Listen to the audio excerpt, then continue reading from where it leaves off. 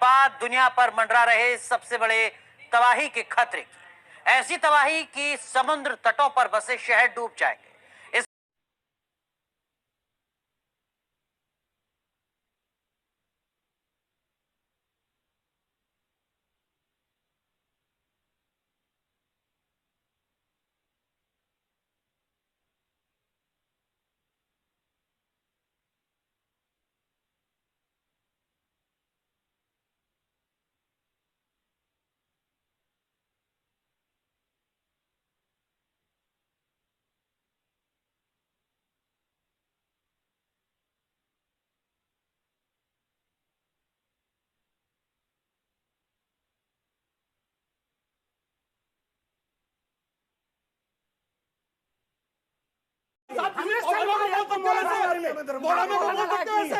आपको शर्म आनी चाहिए। आप सिखा रहे हैं, आप हमसे ऊंचा बोलेंगे, हमसे ऊंचा बोलेंगे आप। जो हमारी दीपावली पे राम राम कह के हमें बधाई न दे, हम उसकी ईद पे मुंह मुबारक करने की कोई जरूरत नहीं। क्यों बोलूंगा मैं राम राम? अरे मैं मुसलमान हूँ, फिर मुसलमान किस चीज का मैं? आपको भगवान राम के पैदा होने का प्रूफ चाहिए। आपका भी जन्म जिस कमरे में हुआ था, कागजी दस्तावेज छोड़ दे तो क्या सबूत है कि वहां हुआ था?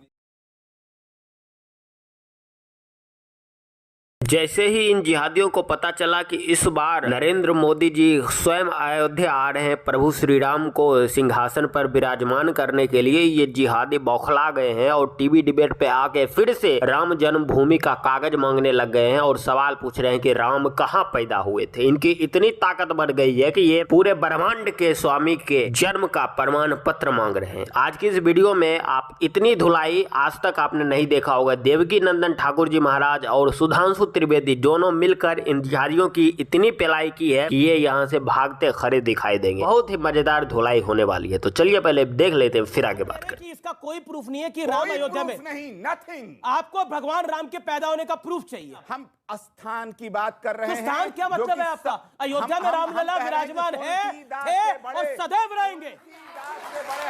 अयोध्या में रामलला विराजमान थे, हैं और सदैव रहेंगे। आप इस देश का इतिहास बदल देंगे। अभी सबको बराबर का दर्जा चाहिए था।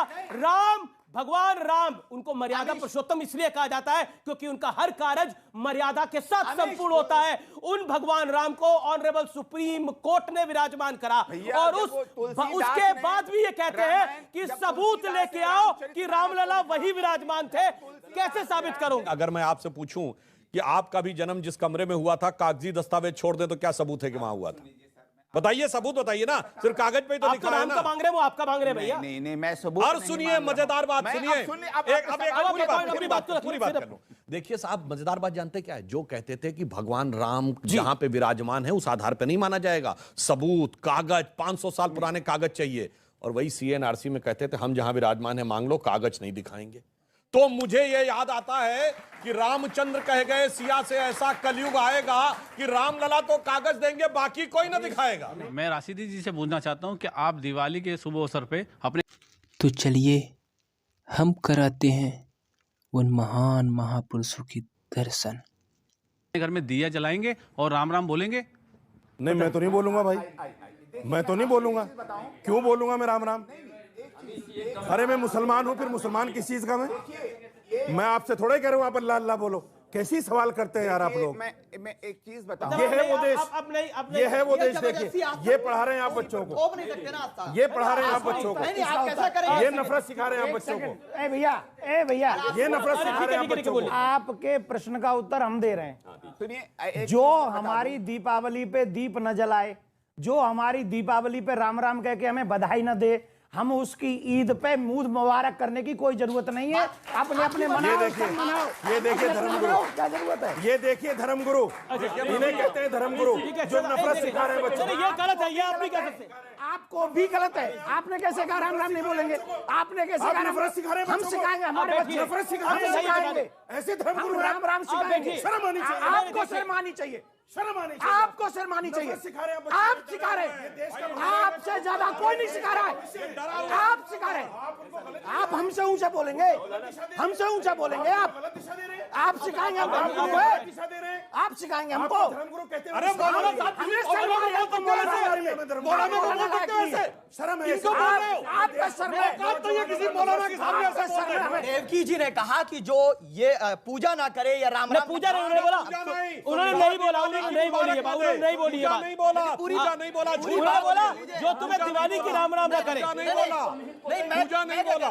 आप दिवाली मनाएं, कोई ईद मनाए, ये दोनों की आस्था। लेकिन हाँ, बिल्कुल यही बोला इन्होंने। आपकी आस्था पे मैं नहीं चल सकता। यही तो बोला। आप मुझे नहीं चला मैं सकते क्यों मेरी चलूंगा? आस्था पे। देखिए नहीं सुनिए, चला सकते आप। आप सुनिए, मैंने क्या कहा आपसे, आप सबने सुना।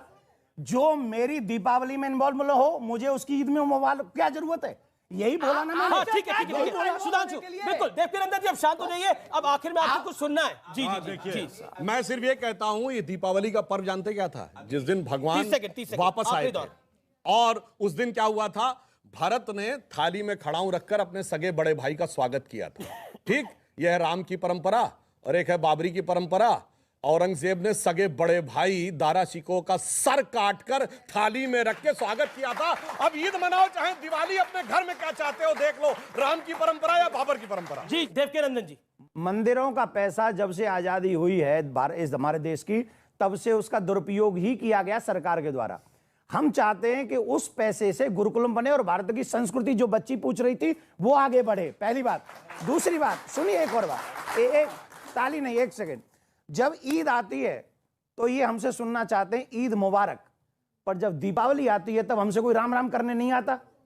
अगर बराबरी का मामला चाहते हो आपसे, अरे अरे सुनिए ना, अब देखो बोलने नहीं देगा। इतने ये दोगले भड़वे इंसान है कि इनको खुद पता नहीं है कि इनका बाप कौन है। अपने बाप का ये कागज नहीं दिखा सकते। जो अनंत कोटि ब्रह्मांड के स्वामी हैं, जिनके एक एक रोए के छिद्र से अनंत कोटि ब्रह्मांड का सृजन होता है, उनसे ये कागज मांग रहे हैं कि बताओ तुम्हारा जन्म कहाँ हुआ था। अरे जिहादी, इतने पापी हो कि तुम जन्म जन्मांतर तक भटकते रहोगे और कुत्ते बिल्ली बनकर तुम पैदा होगे। इससे ज्यादा तुम्हारी औकात